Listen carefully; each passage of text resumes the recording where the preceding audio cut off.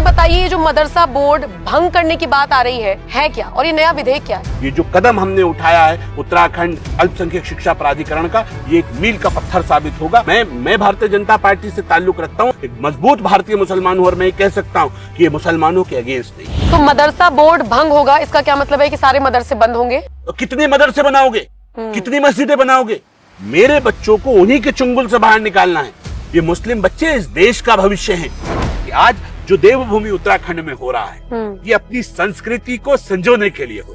तो देवभूमि उत्तराखंड में जो कानून बन रहे हैं, ये देवभूमि उत्तराखंड भारतीय संस्कृति को संजोने का एक सबसे बड़ा स्थान बन गई है। सवाल ये है कि मदरसों को बंदी कर देते, इससे अच्छा स्कूल जाए सारे बच्चे। मदरसा एक अरबी का शब्द है जिसका हिंदी अनुवाद विद्यालय होता है, इंग्लिश में स्कूल कहते हैं। मेरे ये मदरसे ये स्कूल की तरह चलेंगे, और इसमें जो सेकंड हाफ होगा, उस सेकंड हाफ में आप अपना कुरान पढ़ाएं, कुरान को समझे, उसके अनुवाद के हिसाब से समझे, क्योंकि जिस दिन मुसलमान कुरान को समझ गया, वो किसी का बुरा सोच भी नहीं सकता। अगर भारतीय मुसलमान बन के आप अपने कैरेक्टर को निखारेंगे, तो आपके अंदर से, आपके परिवारों से डॉक्टर APJ अब्दुल कलाम निकलेंगे, आपके परिवारों से ब्रिगेडियर उस्मान निकलेंगे। आज कोई भी देख रहा है वो दाढ़ी टोपी रख रहा है, दाढ़ी टोपी रखने के बाद झूठ बोल रहा है, बेईमानी कर रहा है, फ्रॉड कर रहा है, चीट कर रहा है, नशा कर रहा है, दारू पी रहा है, फ्रॉड कर। ये तो इस्लाम नहीं है ना। इस्लाम का कॉन्सेप्ट बुरा नहीं है, ये जो कठमुल्ला है, जो अनपढ़ मौलाना है, इनका इस्लाम गलत है।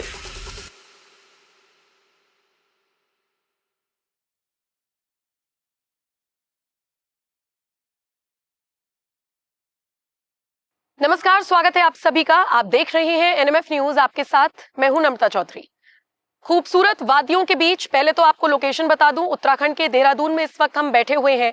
मेरे साथ जो शख्सियत मौजूद है, आप जाना पहचाना नाम, जाना पहचाना चेहरा, उत्तराखंड वक्फ बोर्ड के अध्यक्ष शादाब शम्स जी हैं। आपका स्वागत है सर। और चूंकि हम उत्तराखंड में मौजूद हैं, तो आज एक ऐसे फैसले पर चर्चा करेंगे जो हाल ही में उत्तराखंड के मुख्यमंत्री पुष्कर सिंह धामी की तरफ से लिया गया। पहले कैबिनेट में इसकी चर्चा हुई थी, और उसके बाद जब उत्तराखंड विधानसभा का सत्र चला, तो फिर एक नया विधेयक लाया गया, और 1 जुलाई 2026 से इसे लागू कर दिया जाएगा, जिसमें यह कहा जा रहा है कि मदरसा बोर्ड खत्म हो गया। अब उत्तराखंड में जो शैक्षणिक संस्थान जिस रूल से चलने चाहिए, उसी रूल से चलेंगे। अब क्या हो रहा है शादाब जी? अब ये हो रहा है कि मुसलमानों को बरगलाने का काम किया जा रहा है कि देखो, तुम्हारे अधिकारों का एक बार फिर से हनन कर दिया। मुझे बताइए, ये जो मदरसा बोर्ड भंग करने की बात आ रही है क्या, और ये नया विधेयक क्या है? सबसे पहले तो युवा मुख्यमंत्री पुष्कर सिंह धामी जी को बहुत बहुत बधाई, शुभकामनाएं कि जिस तरह से उत्तराखंड राज्य अल्पसंख्यक शिक्षा प्राधिकरण बनाने की बात पहले धामी सरकार ने कैबिनेट में पास की, और अब उस विधेयक के रूप में वो उत्तराखंड को मिल गया है। मैं ये कह सकता हूं कि एक बहुत शानदार शुरुआत, और पूरी तरह से जो संविधान है, उस संविधान का अनुच्छेद 30 उसका अक्षरशः पालन पूरी ईमानदारी के साथ, जिसमें ये अधिकार दिए जाते हैं कि अल्पसंख्यक समाज को अपने जो संस्थान हैं उन्हें बनाने का और उन्हें संचालन करने का अधिकार। इसके पीछे का कॉन्सेप्ट जो ये आया, इसके पीछे जो मुझे साफ साफ नजर आया, वो ये था कि उत्तराखंड में अभी थोड़े दिन पहले UCC लागू, यूनिफॉर्म सिविल कोड। तो UCC का मतलब होता है वन नेशन वन लॉ। बिल्कुल। और उसके बाद एक और कदम हमने बढ़ा दिया है, वन नेशन वन एजुकेशन। बिल्कुल सही। तो वन नेशन वन एजुकेशन, आखिर जो बच्चे मदरसे के बच्चे हैं, जो मदरसों में पढ़ते हैं, वो गरीबों के बच्चे, क्या वो देश के बच्चे नहीं है? बिल्कुल है। तो आखिर क्यों उन बच्चों को एक तालीम तक सीमित रखा जाए? तो क्यों आखिरकार उन बच्चों को जो देश की आम शिक्षा है उसे ग्रहण करने से रोका जाए? क्या उसका शिक्षा का अधिकार नहीं है? तो अगर उसका भी शिक्षा का अधिकार है, तो उसको शिक्षा के अधिकार से वंचित क्यों रखा जा रहा था?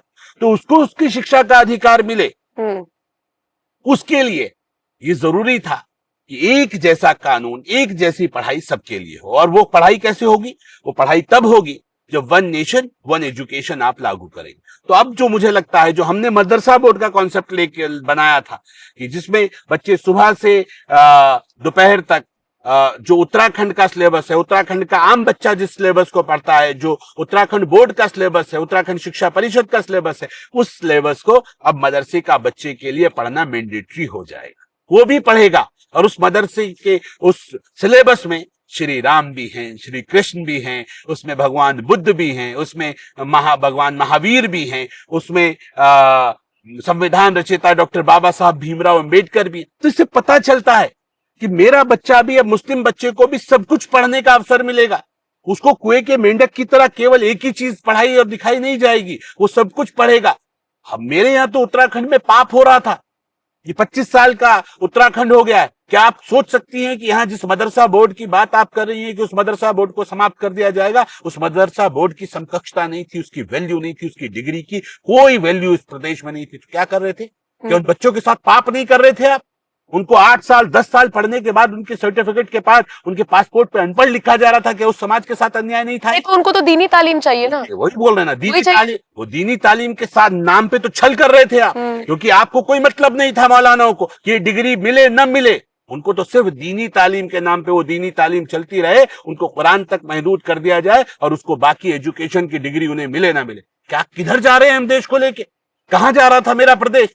युवा मुख्यमंत्री को मैं बधाई देता हूं, बार बार बधाई देता हूं। ये देवभूमि उत्तराखंड है, इसका देवत्व बचाने का काम माननीय मुख्यमंत्री ने किया। और आप बताइए, इस प्रदेश के अंदर लगभग 1000 मदरसे थे, जिसमें आप ये मानिए कि 50% अवैध और 50% वैध। ठीक है। जो 50% वैध और 50% अवैध, मान लीजिए 1000 मदरसों में 1 लाख बच्चे थे।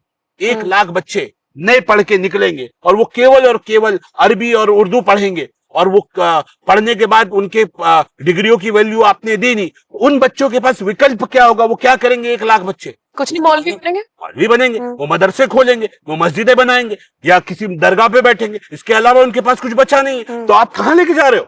तो कितने मदरसे बनाओगे? कितनी मस्जिदें बनाओगे? कितनी खानकाएं, कितनी दरगाहें? नहीं, लेकिन आपने कहा कि बेसिक शिक्षा जो बच्चे को मिलनी चाहिए वो मिलेगी, नो डाउट बहुत अच्छा कदम है। लेकिन कट्टरपंथियों की उन जमात का क्या करें? मैंने फिर वही रिपीट करूंगी सवाल, जिन्हें अपने बच्चे को, या कह लीजिए अपने बच्चों को तो पढ़ा रहे हैं वो लोग, दूसरे के बच्चे को, आम मुसलमान के बच्चे को पढ़ाना ही नहीं है ना। उन्हें नहीं पढ़ाना भगवान राम के बारे में। उन्हीं के नेक्सस को तो तोड़ना है, उन्हीं को तो अकल है, उन्हीं की अकल तो ठिकाने लगानी है। मेरे बच्चों को उन्हीं के चुंगल से बाहर निकालना है।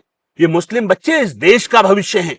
ये इनके अंदर डॉक्टर एपीजे अब्दुल कलाम निकलेंगे, इनके अंदर से वीर अब्दुल हमीद निकलेंगे। कितनी पॉपुलेशन है उत्तराखंड में मुसलमान? उत्तराखंड में लगभग 14% मुसलमान है, और वो 14% मुसलमान, वो लगभग 1.5 करोड़ की पॉपुलेशन में आप ये मान लीजिए 14% एक अच्छा खासा लाइनअप रखता है। वो बच्चे जो तन समर्पित, मन समर्पित और ये जीवन समर्पित, ये सन्य धाम भी है, ये भाव जिनके पास होना चाहिए, अगर उनको ये भाव नहीं मिलेगा तो वो किस दिशा में चले जाएंगे? तो उनको सही दिशा देने का काम आज हमने किया। और मैं ये कहता हूं कि जो युवा मुख्यमंत्री की कोशिश है, ईमानदार कोशिश, ये आने वाले भविष्य में एक बहुत बड़ी विचार और एक बहुत बड़ी लाइनों को खींचने जा रही। हमने आगे की लाइनों को मैं भारतीय जनता पार्टी से ताल्लुक रखता हूं और एक मजबूत मुसलमान हूं, एक मजबूत भारतीय मुसलमान हूं, और मैं ये कह सकता हूं कि ये मुसलमानों के अगेंस्ट नहीं, उनके बच्चों के फेवर में है। अब मेरे बच्चे भी, जो हमने मॉडर्न मदरसे का कॉन्सेप्ट लेके आए थे, हमारे बच्चे भी अब डॉक्टर, हाफिज कुरान के साथ साथ डॉक्टर, इंजीनियर, फिलोसोफर बनेंगे। बिल्कुल, बिल्कुल। किसी भी मदरसे का, मदरसा एक अरबी का शब्द है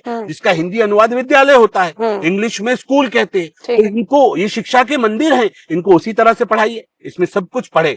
आफ्टर स्कूल दोपहर के बाद मौलानाओं के हवाले आप कुरान पढ़ाइए, कुरान पढ़ाने में कोई दिक्कत नहीं है। लेकिन आप बच्चे को केवल और केवल एक सीमित दायरे तक रख दें और उसे और कुछ न पढ़ने दें, उसे और कोई जानकारी न मिले, तो वो तो आप गुमराह कर रहे हैं उस बच्चे को। हमारा मानना है वो बच्चा सब कुछ पढ़े, उसकी डिग्री की वैल्यू हो, और जब उसकी डिग्री की वैल्यू हो जाएगी तो आफ्टर 12th वो क्या करेगा?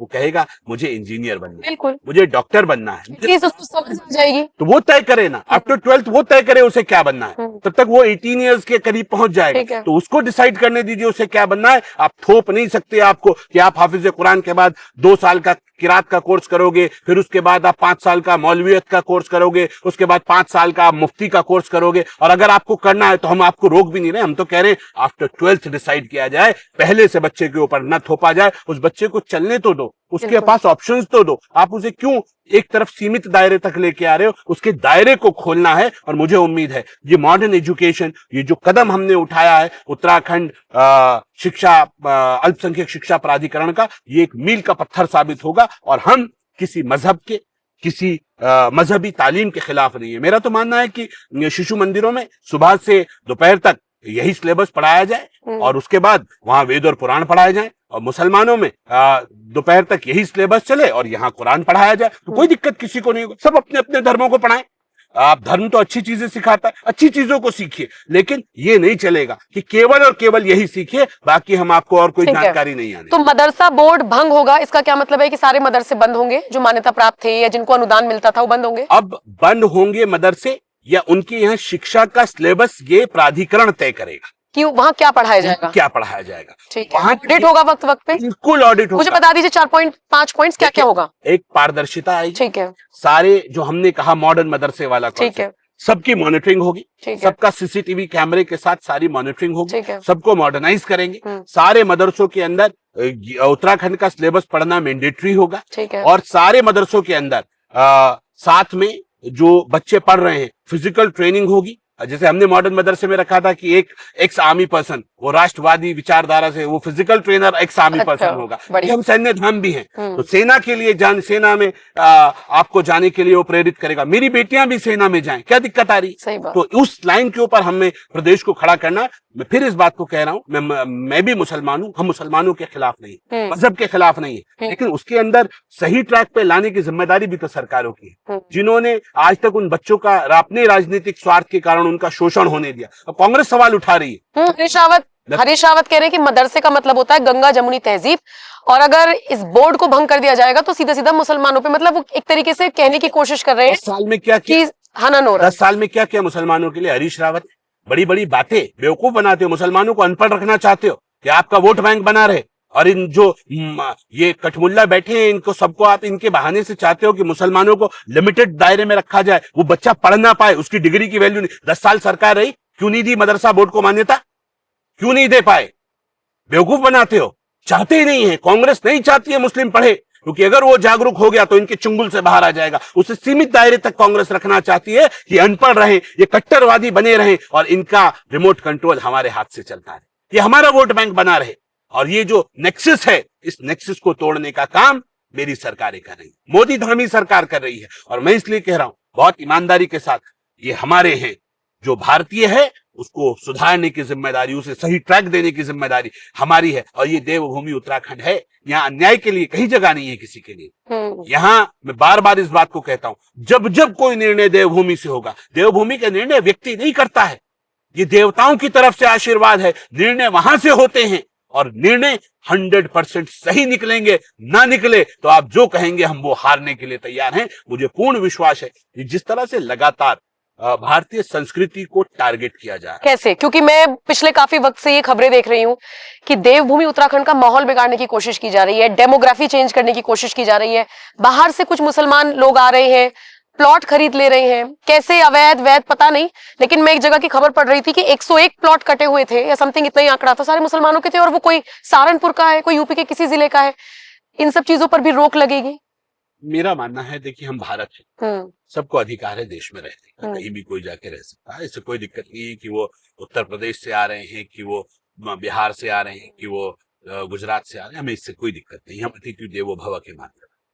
परेशानी इस बात की हो जाती है कि अगर आप पहाड़ में आ रहे हैं तो पहाड़ के कल्चर को बिना समझे आ रहे हैं, कोई कॉन्स्पिरेसी तो से नहीं आ रहे। देवभूमि उत्तराखंड में एक कल्चर है हमारा, वो है भैजी और बोली का कल्चर। बेटियों को बोली कह के बुलाते हैं, बोली कक जान से बोली।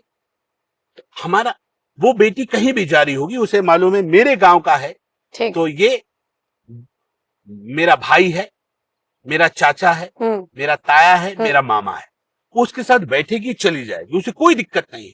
वो जवान है, वो हम उम्र है, वो बूढ़ा है, उससे कोई ताल्लुक नहीं है, क्योंकि पहाड़ में सादगी है। बिल्कुल। एक व्यक्ति बाहर से आता है, वो यहाँ आके एक ब्यूटी पार्लर खोलता है, लड़की तो उसी कॉन्सेप्ट से जा रही है जैसे वो आज तक गई है, और वहां जाके आप उसकी मसाज स्टार्ट करते हैं, फिर उसके बालों को आप सीधा करते हैं, और वहां आपकी उससे बातचीत स्टार्ट हो जाती है, और वो सामान्य भाषा में बात करते करते आपके ट्रैप में आ जाती है, और आप अब उसका शोषण करना शुरू कर दें, आप उसे लेके फरार हो जाएं, तो क्या पहाड़ के लोगों को गुस्सा नहीं आएगा? कोई भी किसी की बहन बेटी को लेके जाए, आप ये अन्याय कर रहे हैं, ये नहीं होना चाहिए।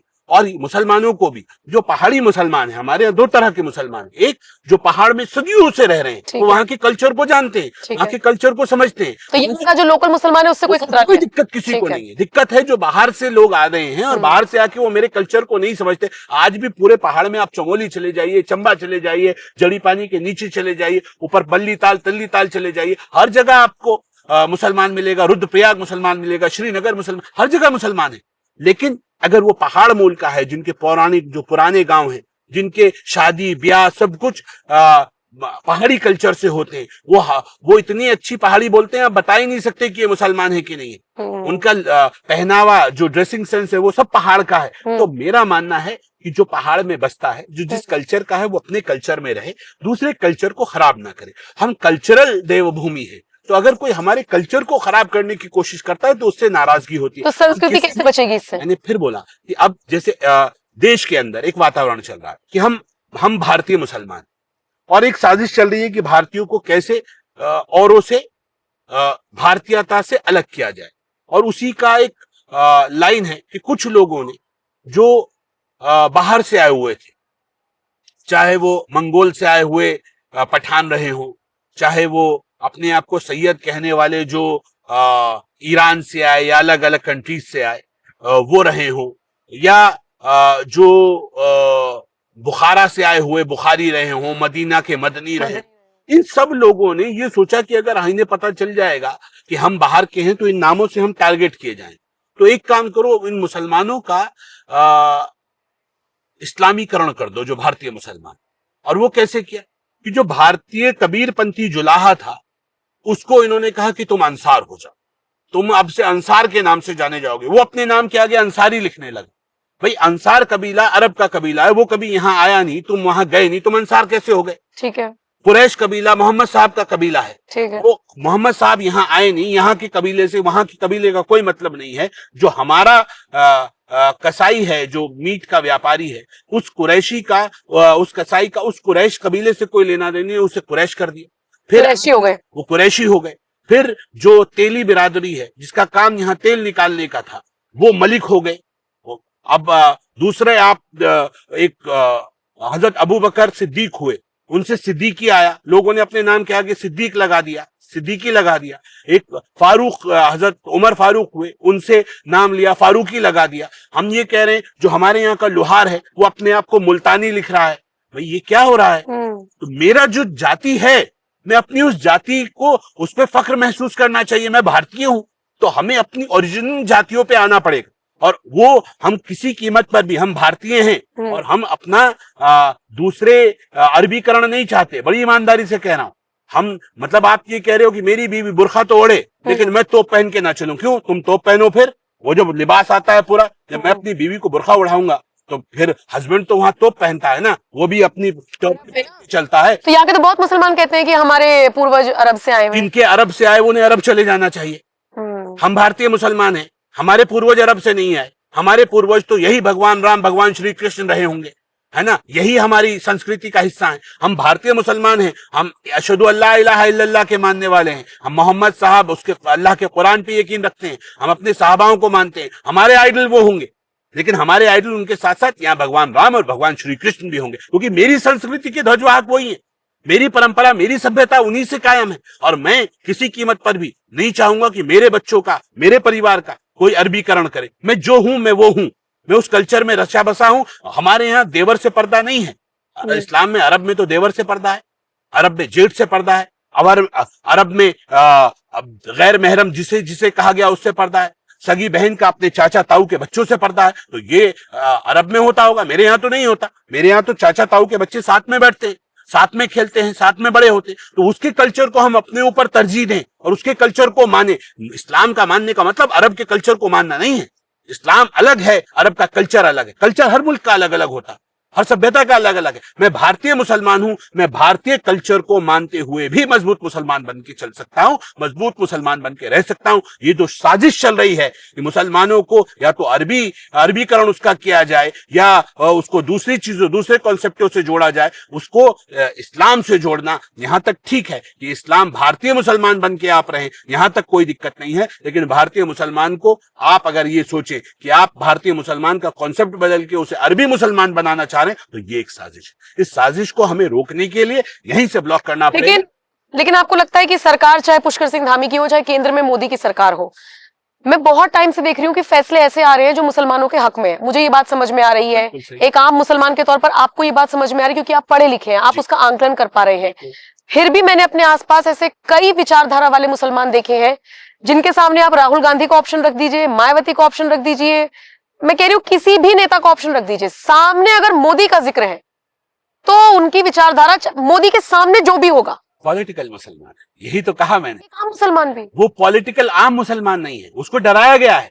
ये डर का खेल चल रहा है और इस डर के खेल को मैं ये कह रहा हूं कि उस डर के खेल ने ये हालात कर दिया कि यहां मोहम्मद साहब का जो हुस्न सलूक था, जो वो गायब हो गया हमारी जिंदगियों से। मोहम्मद साहब ने तो कभी किसी के ऊपर जुल्म नहीं किया। वो कॉन्सेप्ट को आप जबरदस्ती जो लाइनअप यहां जोड़ रहे हैं, वो ये मैं बार बार इस बात को कहता हूं, अल्लाह का इस्लाम को फॉलो करेंगे हम, मुल्ला के इस्लाम को फॉलो नहीं करेंगे। हमें अल्लाह के इस्लाम को फॉलो करना है। हम अशहदु अल्ला इलाहा इल्लल्लाह के ऊपर चलेंगे, हम मजबूत भारतीय बन के चलेंगे। और मैं ये कह रहा हूं, अगर भारतीय मुसलमान बन के आप अपने कैरेक्टर को निखारेंगे तो आपके अंदर से, आपके परिवारों से डॉक्टर एपीजे अब्दुल कलाम निकलेंगे, आपके परिवारों से ब्रिगेडियर उस्मान निकलेंगे, जिसको नौशेरा का शेर कहा गया, आपके परिवार से हनीफुद्दीन निकलेंगे, आपके परिवार से वीर अब्दुल हमीद निकलेंगे। कितना वक्त लगेगा मुसलमानों को समझाने में? क्योंकि मैंने देखा कि जहां पर प्रधानमंत्री आवास योजना के तहत 500 घर मिले, वहां से वोट मिले, मोदी सरकार को 0।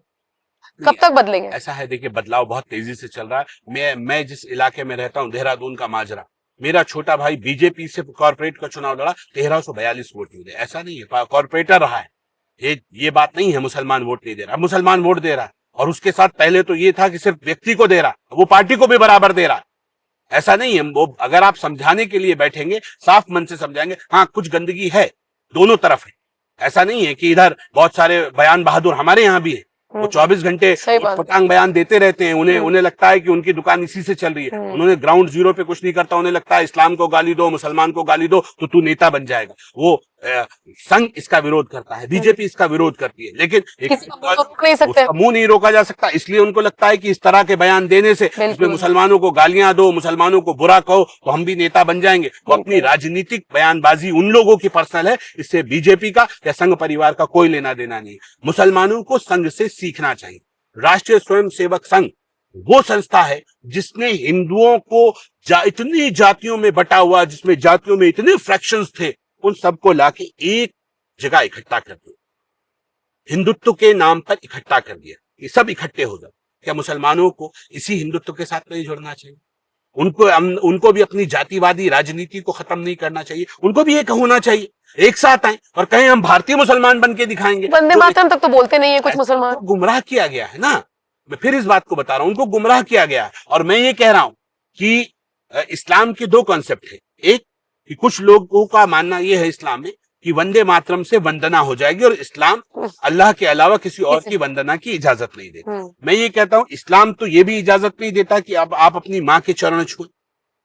इस्लाम में नहीं, में माँ के चरण नहीं छुए जाते। तो इसका मतलब ये नहीं है कि हिंदू अपनी माँ से ज्यादा मोहब्बत करता होगा और मुसलमान अपनी माँ से मोहब्बत नहीं करता होगा। तो भारत को हिंदू और मुसलमान दोनों ने अपनी माँ मान। मुसलमान मादरे वतन हिंदुस्तान जिंदाबाद कहते हैं, हम भारत माता की जय हिंदुस्तान जिंदाबाद, भारत माता की जय कहते हैं। तो दोनों की बात एक ही हुई, दोनों माँ मान रहे। एक माँ के चरणों की वंदना कर रहा है, छू रहा है, दूसरा अपनी माँ को दिल से रिस्पेक्ट दे रहा है। वो माँ के चरणों के नीचे जन्नत तो मान रहा है, माँ को माँ तो मान रहा है, लेकिन वो वंदना नहीं कर रहा है क्योंकि अल्लाह से ऊपर नहीं रख सकते। अल्लाह से ऊपर नहीं रख सकते, क्योंकि हमारे यहाँ ये है कि उसके शरीक किसी को नहीं करना। ठीक है कि आप इतना ना झुके कि सजदा हो जाए। माँ के पैर के नीचे जन्नत है, लेकिन परमपिता परमात्मा से ऊपर कोई नहीं है। उसने पूरी सृष्टि बनाई है तो सबसे बड़ा वही है, तो उसकी आराधना सब करें। तो उसी कॉन्सेप्ट पे मैं ये कह रहा हूं कि आज का मुसलमान मौलाना अबुल कलाम आजाद से बड़ा मुसलमान हो गया? मुझे बड़ा अफसोस हुआ आज वो नहीं है हमारे बीच में। जो वहां के सांसद थे मुरादाबाद के, उनके बेटे अभी सांसद हैं, बर्क साहब, जकीउर रहमान बर्क। हाँ, बर्क साहब जब वॉकआउट करके सदन से बाहर निकले, वो राष्ट्रगीत का अपमान था। अच्छा, शफीकुर रहमान की बात करें। वो निकल के, आज वो दुनिया में नहीं है, लेकिन हमें बिल्कुल आपत्ति थी कि आप कैसे इसका अपमान कर सकते। क्या अल्लामा जो अबुल कलाम आजाद थे, उन्होंने कभी वॉकआउट किया? कि वो उसके सम्मान में खड़े नहीं हुए? वो हमेशा हुए। इतने बड़े बड़े मुसलमान जो राष्ट्र के आजादी का हिस्सा थे, जिन्होंने नेतृत्व किया, उन्होंने कभी उसका अपमान नहीं किया। आप उसके सम्मान में पूरी ईमानदारी से खड़े हो। आप नहीं पढ़ रहे हैं का मतलब, पढ़ना अलग बात है, लेकिन उसके सम्मान में खड़े होने से आपको कौन रोक सकता है? आपको उसके सम्मान में खड़ा होना मैंडेटरी है। तमाम उलेमा इकराम उसके सम्मान में खड़े हुए हैं, देश की आजादी से लेके उसके बाद तक भी, उससे पहले भी। लेकिन किसी ने, जिन्होंने नहीं पढ़ा, जो बड़े बुजुर्ग थे, उन्होंने ये भले ही कहा कि इस्लाम हमें इस वंदना से रोकता, लेकिन सम्मान में खड़े होने से नहीं रोकता। सम्मान में हमेशा खड़े हुए और तन के खड़े हुए और चेहरे पे मुस्कुराहट रही उनकी। आज आखिर कैसा ये इस्लाम का कॉन्सेप्ट आया है? मुल्ला का इस्लाम नहीं है जो सदन छोड़ के वॉकआउट कर रहा है अगर वंदे मातरम हो रहा है। क्या ये अपमान नहीं है भारतीय संस्कृति का और हमारे गीत का, हमारे कल्चर? क्योंकि अगर डिफरेंस देखना है ना शादाब जी, डिफरेंस देखना है, मैंने बहुत सारे लोगों को देखा है, पीर अगर पड़ जाए रास्ते में तो वो भी ऐसे सजदा करके निकल जाते हैं। वही आपको भी सीखना चाहिए। यस, वो सम्मान पहले से सम्मान होता था। ये बीच में जो मुल्ला का इस्लाम आया, इसने जो नाश मारा है, मैंने कहा ना, ये अलग आए कहीं से। इनको लगा इनसे बड़ा मुसलमान ही दुनिया में नहीं होगा कुछ भारत में। मैंने फिर इस बात को कह रहा हूँ, बहुत बड़े बड़े मुस्लिम उलेमा, आप ये देखिए, मौलाना मदनी, जो उनके फादर वहां राज्यसभा के सदस्य रहते थे, उन्होंने तो कभी नहीं कहा राष्ट्रीय गीत के सामने कि मैं खड़ा नहीं हूँ।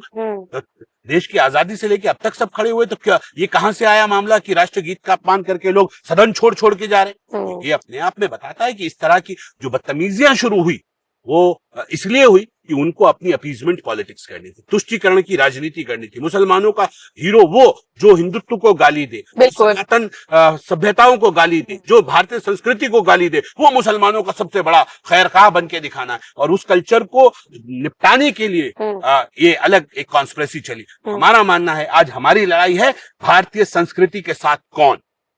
जो मुसलमान भारतीय संस्कृति के साथ है, वो मुसलमान भारतीय मुसलमान है, वो हमारा मुसलमान है, उसके साथ ताकत के साथ खड़े होंगे।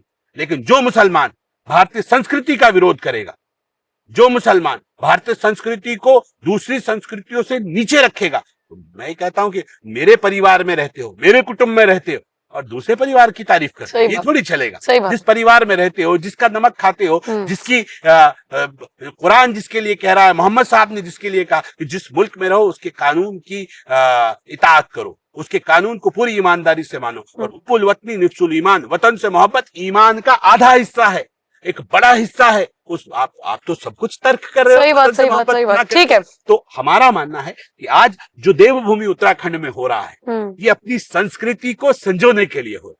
तो देवभूमि उत्तराखंड में जो कानून बन रहे हैं, ये देवभूमि उत्तराखंड भारतीय संस्कृति को संजोने का एक सबसे बड़ा स्थान बन गई है। और युवा मुख्यमंत्री जो कुछ कर रहे हैं, उसके पीछे केवल और केवल भारतीय संस्कृति को संजोकर देवभूमि के देवत्व को बचाते हुए आगे बढ़ने का है। और उसके लिए मैं दिल की गहराइयों से पूरी धामी सरकार को बधाई देता हूं और ये उम्मीद करता हूं कि आने वाला वक्त इस गए वक्त से बहुत बेहतर होगा। किसी भी मुसलमान को, जो ईमानदार मुसलमान है, जो सच्चा मुसलमान, उसे कोई दिक्कत नहीं है। ठीक है। मैं पिछले काफी वक्त से देख रही हूँ कि जो चीजें केंद्र के लेवल पर होनी चाहिए, वहां तो बातचीत चलती रह जाती है और उत्तराखंड की सरकार उसे पारित कर देती है। हमने यूसीसी देखा और अब तो ये मदरसा बोर्ड भंग करने वाला भी पहला राज्य बन गया है। लेकिन ये एक्सपेरिमेंट जो उत्तराखंड में होते हैं, हमने देखा यहाँ पर दंगे और इन सब चीजों के लिए जगह नहीं है। कम से कम यहाँ का मुसलमान ऐसे तो शांत है। दूसरा सवाल ये, दोनों का एक साथ जवाब दे दीजिएगा, ये जो एक्सपेरिमेंट उत्तराखंड में हुआ है और सफल दिखाई दे रहा है, क्या पूरे देश में भी होना चाहिए? बिल्कुल होना चाहिए। आप बताइए यूसीसी पूरे देश में क्यों लागू ना हो? तमाम विकसित देश, अमेरिका, इंग्लैंड, जर्मन, फ्रांस, सबने तो यूसीसी लागू किया है अपने यहाँ, तब तो वो विकसित हुए। क्या अरब में यूसीसी नहीं है? उनके यहाँ भी तो यूसीसी है, तो मेरे यहाँ यूसीसी क्यों नहीं होगा? वहां क्या हिंदू नहीं रह रहा है? कह रहे हनन हो जाएगा अधिकारों का। ऐसे थोड़ी होता है, कहीं भी नहीं होता। वो अपने कल्चर को मानते हुए रहेंगे, मैं अपने कल्चर को मानते हुए रहूंगा। मैं मुसलमान अपने कल्चर के हिसाब से रहूंगा। मैं मना थोड़ी कर रहा हूं। आप हिजाब में रहिए, हम इसकी इजाजत आपको देते हैं, ठीक है, आराम से रहिए, कोई दिक्कत नहीं है। आप पैरामीटर्स पे रहिए, आप नमाज पढ़ते हैं, सर पे आप टोपी लगा के नमाज पढ़िए, लेकिन बाहर आए तो नॉर्मल रहिए, बाहर तो नॉर्मल रहिए ना। बाहर फल की सब्जी लगा के टोपी लगा के घूम रहे हैं तो अब उन्हें ये दिक्कत हो जाएगी कि फिर सामने वाला टीका लगा के क्यों घूम रहा है, बराबर हो जाइए। मैं ये बोल रहा हूँ कि हम ये कह रहे सर पे टोपी लगा नमाज में लगाने का लाइन अप। आप मंदिर में तो आप भी लगाते हैं ना, कौन मंदिर में क्या बिना सर ढके आप मंदिर में जाती है क्या? मंदिर में भी तो सर ढकते हैं ना। जरूरी तो नहीं है ना, लेकिन मेरा मन है, मुझे कोई तो इस्लाम में मुझे कोई पुजारी ये नहीं कहेगा, जैसे कि डिम्पल यादव के लिए एक मौलाना ने कहा कि वो वर्ड क्या था आपको पता है, हमारे यहाँ कोई पुजारी ऐसा नहीं कहेगा, मेरी स्वेच्छा है कि मैं सिर पे ढकूं या नहीं ढकूं। बताओ, इस्लाम में सर ढकने का कॉन्सेप्ट, अरब में तो जहाँ सबसे बड़ा मक्का है, जहाँ मुसलमान हज कर, वहां तो सर ढकने की जरूरत नहीं है, मुसलमान बिना सर ढके घूमता है। तो यहाँ ये कौन से मौलवी हैं? ये बोल रहा हूँ ना, हम ये कह रहे हैं कि हम सम्मान की दृष्टि से ठीक है सर को ढाके, हम रिस्पेक्ट की दृष्टि से, कहीं किसी की डेथ हो जाती है तो सर ढाकते हैं, हम पूजा अर्चना में बैठते हैं तो सर ढाकते हैं, वो सम्मान की दृष्टि है। वो मुझे लगता है उसमें किसी को ऑब्जेक्शन नहीं। बिल्कुल वो हमारा भी कल्चर है, हमारी बहन बेटियां पुराने समय से भी सर पे पल्लू रखती आई, बिल्कुल बिल्कुल, उसमें कहीं किसी को दिक्कत नहीं, फोर्स किसी को नहीं किया जाता, लेकिन मुझे लगता है कि एक स्थान का एक रिस्पेक्ट होती है, उस रिस्पेक्ट को मेंटेन करके अगर रखेंगे तो कोई बुराई भी नहीं है। लेकिन किसी के लिबास पे टिप्पणी करना, किसी को जैसे एक ये लाइन आई कि एक ने कहा कि वो जो साड़ी पहनी हुई थी डिम्पल जी ने, उसके ऊपर उन्होंने कहा कि वो नग्न अवस्था में, ये नहीं होना चाहिए। फिर भी आपने तो बिल्कुल कह दिया ठीक ठाक शब्दों में, वो तो बहुत गंदा बोले हैं। वो नहीं बोलना चाहिए, बिल्कुल नहीं, उसका हिस्सा नहीं है। वो हमारी सभ्यता, हमारा कल्चर है, तो हम अपने कल्चर के हिसाब से, आप हमें उस पर पाठ नहीं पढ़ा सकते। तो मेरा कल्चर है, अब आप टखनों से ऊपर और टखनों से नीचे वाली लाइनों को बहुत ज्यादा विमेंस के ऊपर डालने की कोशिश ना करें। और मेरा मानना है कि हम भारतीय संस्कृति के हिसाब से भी एक मजबूत मुसलमान बन के रह सकते हैं। इतनी लाइनों को गहराई में जाकर इतनी बड़ा मुतव्वा बनने की जरूरत नहीं है। मेरा मानना है कि हम देवभूमि उत्तराखंड और ये भारतीय संस्कृति है, अपनी नमाज पढ़ो, आप अपनी दाढ़ी रखते हैं, दाढ़ी हर धर्म में रखी जाती है, आप भी रख रहे हैं, कोई दिक्कत किसी को नहीं। सनातन कल्चर में भी दाढ़ी है, आप टोपी रखते हैं, अगर आप बादशाह हैं तो आपको टोपी रखने का मतलब समझ में आता है। लेकिन एक आदमी क्लीन शेव बैठा है, जबरदस्ती सर पे टोपी लगा के ठेली पे खड़ा है, इसका क्या मतलब है? जो आदमी दाढ़ी रखता है वो एलिजिबल हो उस दाढ़ी रखने के, वो झूठा नहीं है, वो मक्कार नहीं है, वो धोखेबाज नहीं है। आप तो उन लोगों के साथ भी तो धोखा कर रहे हो जो ईमानदारी से पूरी जिंदगी गुजार देते हैं, और वो सच्चा आदमी है जिसने अपनी दाढ़ी रखी है, टोपी रखी है। ये कहते हैं कि इसके लिए एलिजिबल होना पड़ता है दाढ़ी और टोपी रखने के लिए। आज कोई भी देख रहा है वो दाढ़ी टोपी रख रहा है, दाढ़ी टोपी रखने के बाद झूठ बोल रहा है, बेईमानी कर रहा है, फ्रॉड कर रहा है, चीट कर रहा है, नशा कर रहा है, दारू पी रहा है, फ्रॉड कर, ये तो इस्लाम नहीं है ना। ऐसे लोगों को छांटना पड़ेगा, ऐसे लोगों के ऊपर इनका हटाना पड़ेगा। जो एलिजिबल है वो रखे, जो ईमानदार है, जो पक्का मुसलमान है, यानी कि जिसकी हर चीज में ईमान है। मुसलमान कहते हैं मुकम्मल ईमान वाला, जिसकी हर चीज में ईमान है, उसकी आंख में ईमान है, उसकी जबान में ईमान है, ईमानदारी है, ईमान का मतलब ईमानदारी, आंख में ईमानदारी। वो दूसरे की बहन बेटियों को गलत निगाह से नहीं देखता है। तो जिसकी जबान में ईमानदारी है, वो किसी की भी धर्म के बारे में गलत नहीं बोलता, किसी के बारे में बुरा नहीं बोलता, किसी का दिल नहीं दुखाता, जिसकी नीयत में ईमानदारी है, जो किसी के बारे में गलत नहीं सोचता है, किसी के साथ बुरा करने की नहीं सोचता है, किसी के साथ पाप करने की नहीं सोचता है। जब पूरा ईमानदार हो जाए तब वो मुसलमान कहलाता है। उसके लिए एलिजिबिलिटी का होना जरूरी है। जब वो उसके लिए एलिजिबल हो जाए तो फिर सर पे टोपी भी रखो, दाढ़ी भी रखो, कोई आपत्ति। ठीक है, एक आखिरी सवाल बस, मदरसों को जो ये नया विधेयक आया इसके हिसाब से चलाया जाएगा, बेसिक शिक्षा दी जाएगी, जो बच्चों को पढ़ाना चाहिए उत्तराखंड के बारे में वो सब सिखाया जाएगा। सवाल ये है कि मदरसों को बंदी कर देते, इससे अच्छा स्कूल जाए सारे बच्चे। मदरसा एक अरबी का शब्द है जिसका हिंदी अनुवाद विद्यालय होता है, इंग्लिश में स्कूल कहते हैं। तो हम यही कह रहे हैं ना कि अब मेरे ये मदरसे ये स्कूल की तरह चलेंगे, और इसमें जो सेकंड हाफ होगा उस सेकंड हाफ में आप अपना कुरान पढ़ाएं, हिंदू वेद और पुराण पढ़ाएं, क्रिश्चियन अपनी बाइबल पढ़ाएं, सिख गुरु ग्रंथ साहब पढ़ाएं, हमें किसी को कोई दिक्कत नहीं है। मैं कह रहा हूं, मैं मुसलमान हूं तो मैं तो ये चाहता हूं कि मेरा बच्चा हाफिज कुरान भी बने, मेरा बच्चा भी तो कुरान को याद करे, कोई बात नहीं ना, मैं भी तो मुसलमान हूं। तो हम कुरान पढ़े, कुरान को समझे, उसके अनुवाद के हिसाब से समझे, क्योंकि जिस दिन मुसलमान कुरान को समझ गया वो किसी का बुरा सोच भी नहीं सकता। ठीक है, इस्लाम का कॉन्सेप्ट बहुत क्लियर है, बहुत इजी है। इस्लाम बुरा नहीं है। जो आज का ये मुल्ला का इस्लाम है ये परेशानी कर रहा है, ये परेशानी कर रहा है, खतरनाक उसका वो जो उसका अनुवाद गलत करके बता रहा है, वो मिसलीड कर रहा है। ऐसे बहुत सारे लोग मैं देख रहा हूं आज कल एक्स मुस्लिम बन के बैठे हैं और वो बता रहे हैं काफिरों को काट दो, काफिरों को मार दो, इनकी गर्दनें उतारो। काफिर इस्लाम में अब दिक्कत यह है कि जो ये बोल रहे हैं वही आम मौलाना भी बोलता है इनका। तो जो कट्टर मौलाना है वो उसी की भाषा बोल रहे हैं, क्योंकि उसी से पढ़े होंगे, उसी से सीखा होगा। लेकिन इस्लाम क्या कहता है? कुफ्र कहते हैं अधर्म को और काफिर कहते हैं अधर्मी को। तो अधर्मी को तो मारने के लिए भगवान श्री कृष्ण ने भी कहा, और काफिरों को जोड़ दिया, जो मुसलमान को छोड़ के सारे वर्ग। यस, तो आप अन्याय कर रहे हैं, ये तो काफिर हो ही नहीं सकते। ये दूसरे जो ईश्वर के ऊपर जिसका यकीन है वो काफिर कैसे हो गया? जो सही को सही और गलत को गलत कह रहा है वो काफिर कैसे हो गया? और सारे अगर अल्लाह के ही बंदे हैं तो गलत कैसे हो गया? हो ही नहीं सकता। जिस कलमे को पढ़ के मुसलमान इस्लाम में दाखिल होता है वो कलमा है ला इलाहा इल्लल्लाह। क्या मतलब? नहीं है कोई परम पिता परमात्मा के अलावा सृष्टि का रचयिता और इबादत के लायक। और यही ब्रह्म सूत्र कहता है, एकम ब्रह्म द्वितीय नास्ते नैना नास्ते नास्ते किंचन। ब्रह्मांड का रचयिता केवल एक है, दूसरा नहीं है, नहीं। यही तो मुसलमानों का कलमा है। तो कहां से जो मुसलमानों का कलमा संस्कृत में पढ़ रहे हैं वो मतलब आपका कहने का मतलब ये हुआ कि वो अधर्मी हो गए, कन्वे गलत तरीके से किया जा रहा है ना। वो उनकी दुकान है मौलानाओं की, वो बता यही रहे हैं, आप मुसलमान को गुमराह यही कह के कर रहे हैं कि जिससे इस्लाम का उनकी दुकानें चलती रहे। बिल्कुल। इस्लाम का कॉन्सेप्ट बुरा नहीं है, ये जो कठमुल्ला है, जो अनपढ़ मौलाना है, इनका इस्लाम गलत है, मुसलमान और इस्लाम गलत है। ठीक है, और ये बात आम मुसलमान को समझनी होगी, जो पेरेंट्स हैं उनको समझनी होगी कि आप अपने बच्चे को क्या दिलवाना चाहते हैं, कौन सी तालीम दिलवाना चाहते हैं।